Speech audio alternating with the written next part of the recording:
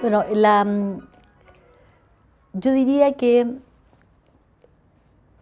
hay un elemento que es clave en esta guerrilla, y es que es muy interesante, además que nos habla de la vitalidad de la poesía, de la vitalidad cultural de nuestro país, que en un momento determinado coexisten, conviven en un mismo espacio, en un mismo tiempo, en una misma época, tres grandes poetas.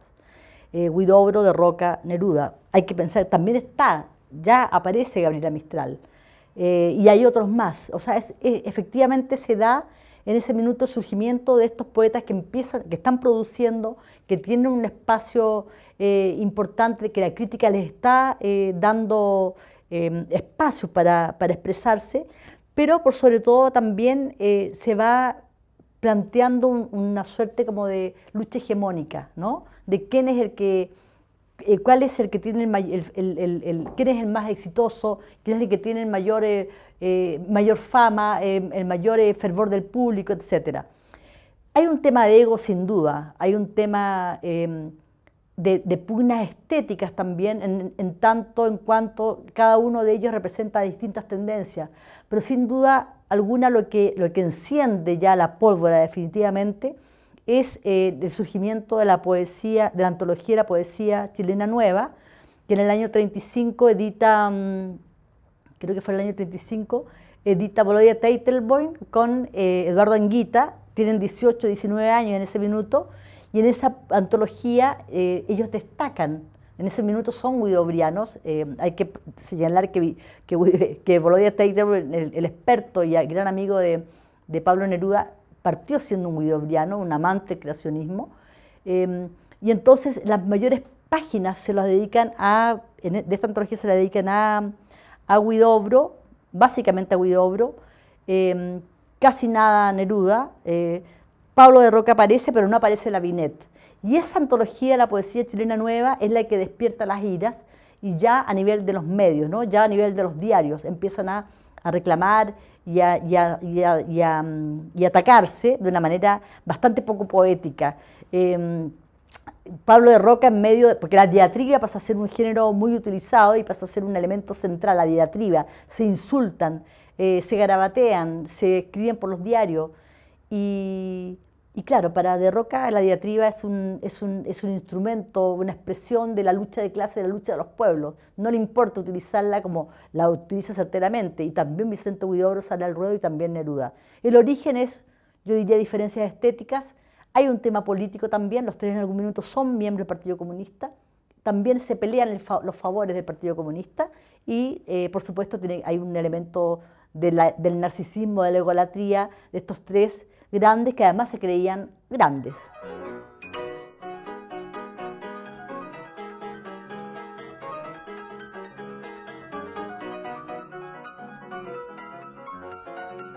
Este libro, La guerrilla literaria, la investigación sobre los orígenes políticos, estéticos, sociales de esta pugna, que se prolonga hasta la muerte de cada uno de ellos y sigue más aún entre sus seguidores, esta pugna, en el fondo el origen de esta pugna, yo empecé a preguntarme sobre ella al inicio de la transición chilena, al inicio de los años 90, todo tan tranquilo, todo tan normado, donde no había mayor debate.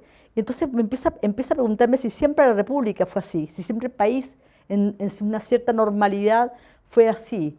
Y claro, la guerrilla literaria te lleva a un contexto de un país muy republicano, muy democrático, con muchos medios de comunicación, donde el debate público de sus intelectuales, de sus creadores, de sus artistas es fuerte, donde hay una gran presencia de ellos en los medios, al punto que cuando se insultaban o se escribían cartas o se mandaban poemas entre Huidobro, Neruda y De Roca, los medios recogían estas cartas, recogían estos poemas, los publicaban, y la gente se agolpaba esperando que saliera la última edición del Diario de la Tarde para ver qué le respondía Huidobro a Neruda o De Roca a Neruda. Entonces, te habla de un Chile bastante, esta guerrilla te retrotrae a un país bastante más plural, bastante más diverso, y donde el eufemismo no es la norma, a diferencia de lo que hoy día podríamos ver, de que es un país bastante normado, donde la diversidad, pluralidad de las voces, y mucho menos la de sus creadores, no es lo que aflora precisamente a través de los medios, y donde la gente no dice las cosas que piensa y donde todo el mundo tiene miedo a enojar al otro, ¿no? Este Chile franco, republicano, abierto, que debate, es el Chile que da origen también a estos poetas, que envuelve, que enmarca esta guerrilla.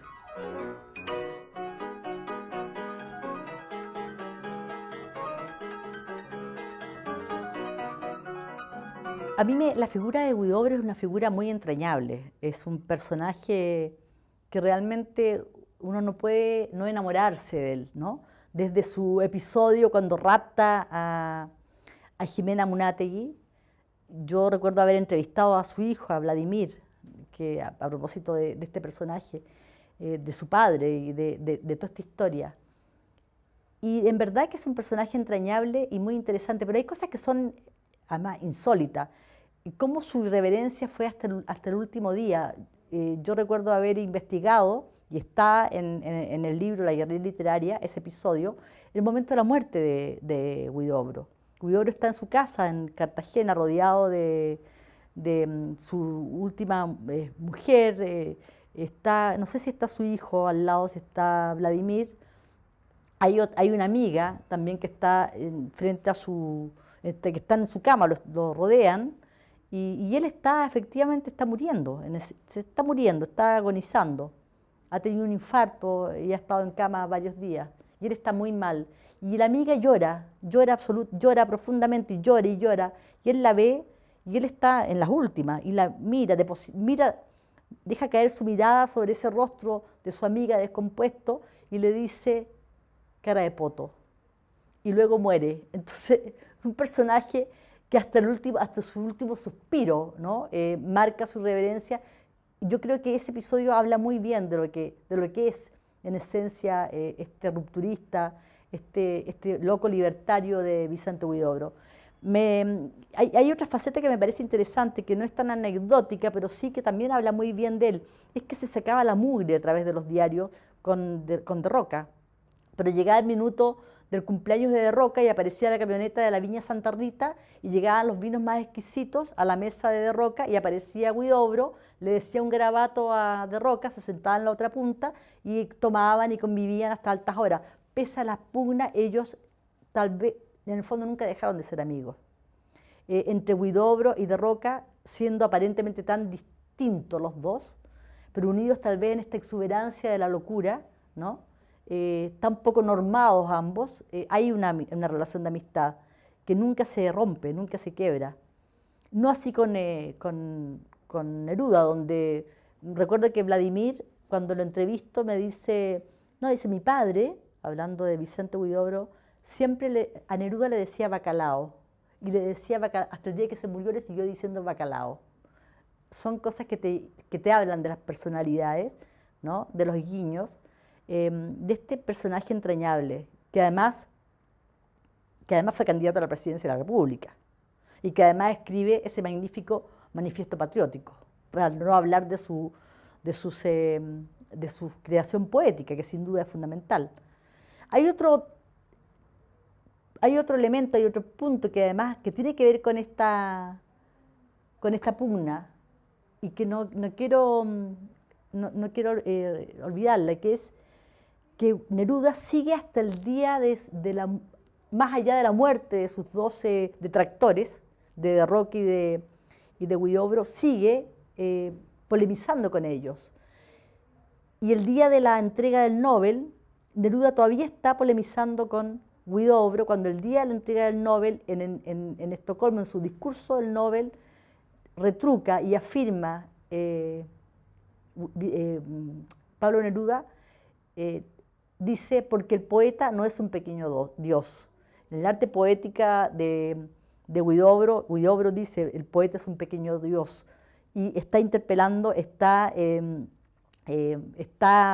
discutiendo todavía entonces en Neruda, en la entrega del Nobel, con Huidobro, que ya está muerto hace muchísimo rato. Eso un poco te da una dimensión de que detrás de esta pelea, detrás de esta pugna, también habían elementos, visiones, miradas estéticas y políticas que iban más allá, ¿no? Y que por supuesto tenía que ver con la personalidad, pero también con la mirada y con la estética de estos personajes.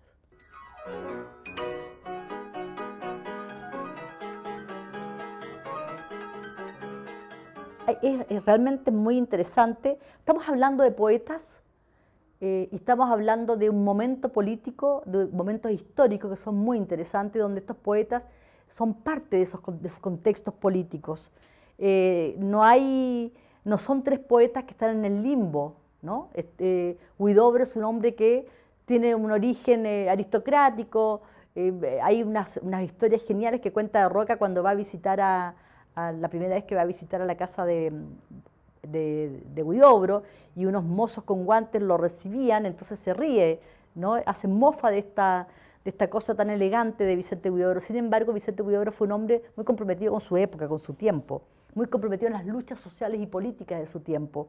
Y que tiene que ver además con ese declararse revolucionario, con su mirada revolucionaria subversiva de la estética, ¿no?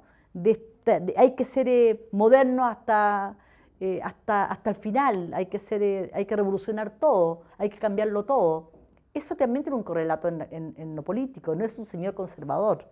Es un tipo es un hombre que está en la Guerra Civil Española, que lucha.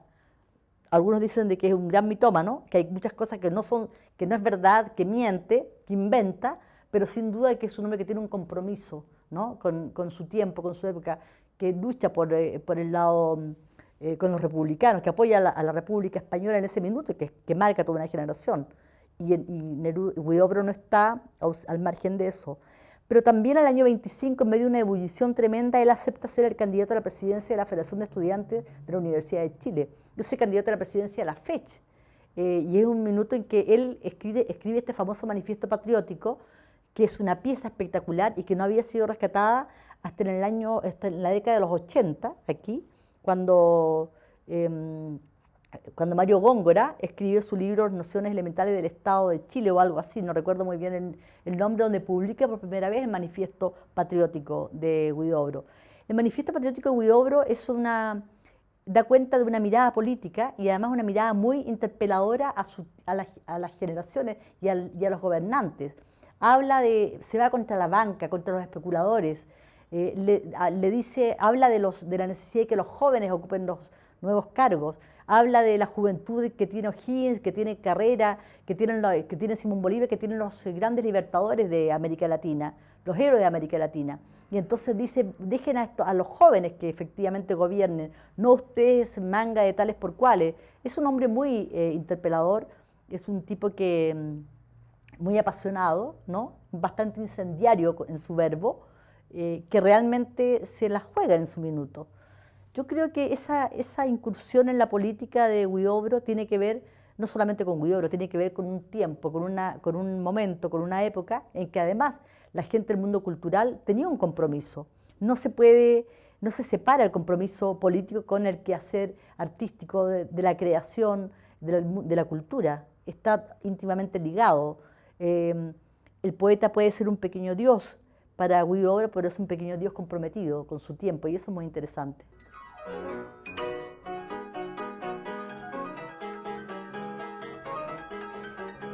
Si pensamos en el legado de Huidobro, podemos asumir que es un legado que tiene muchas dimensiones.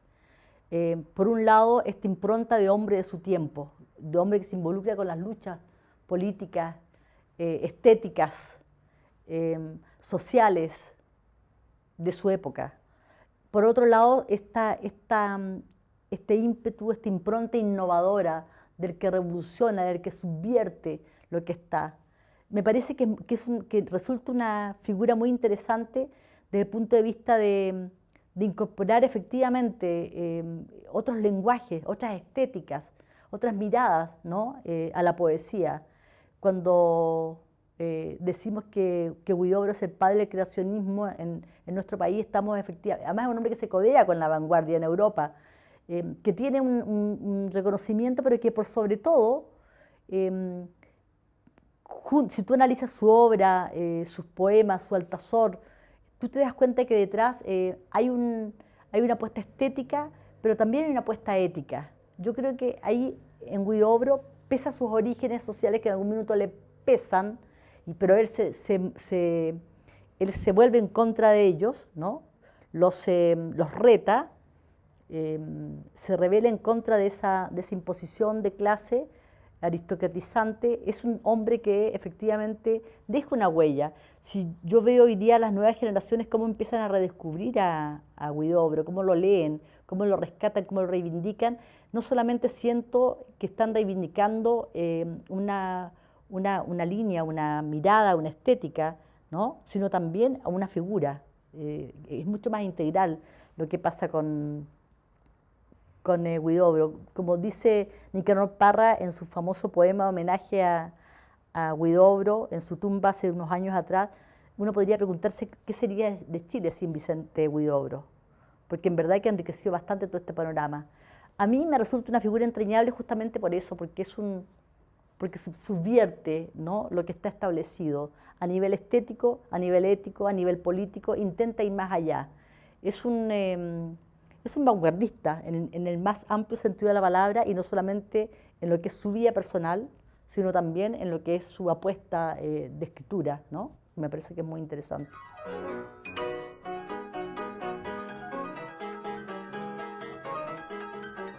Para mí, Huidobro es un innovador, es un rebelde. Y como innovador, como rebelde, sus apuestas son profundas. Sus apuestas tienen todas las dimensiones, tienen dimensiones éticas, tienen dimensiones estéticas, tienen dimensiones personales y tienen dimensiones también sociales, tienen dimensiones privadas y tienen dimensiones públicas. Me gusta esa imagen de un Huidobro rebelde, rupturista, eh, capaz de muchas cosas.